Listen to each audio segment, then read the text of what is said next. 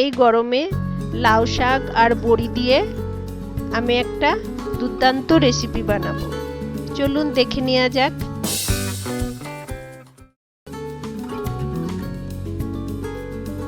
কড়াইতে তেল গরম করে ওর মধ্যে বড়িগুলো দিয়ে গোল্ডেন ব্রাউন করে ভেজে তুলে নেব।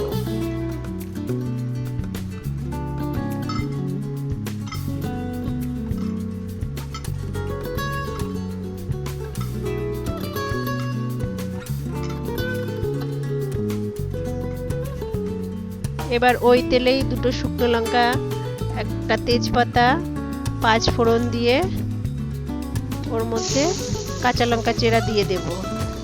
কেটে রাখা আলু দিয়ে একটু নাড়াচাড়া করে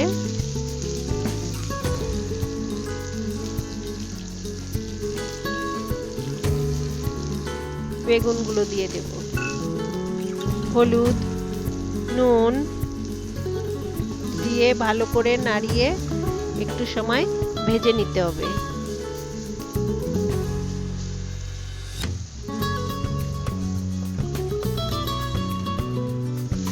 এবার লাউয়ের শাকগুলো দিয়ে দিতে হবে।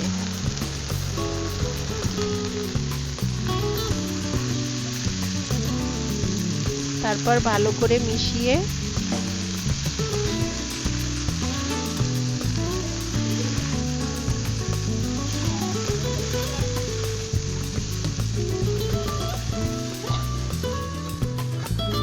কিছুক্ষণের জন্য ঢেকে দিতে হবে। ঢাকনাটা খুলে আবার নাড়াচাড়া দিয়ে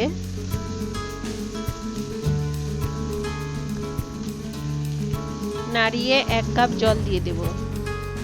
তারপর ভেজে রাখা বড়ি দিয়ে আবার ভালো করে মিশিয়ে আর একটু জল দিয়ে দেব।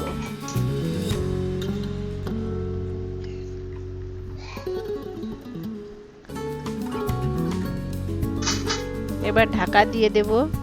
ঢাকাটা খুলে একবার চেক করে নেব যে বড়ি আর আলু গলে গেছে কিনা। এবার সবজিটা গাঢ় করার জন্য কটা আলু ম্যাশ করে দেব।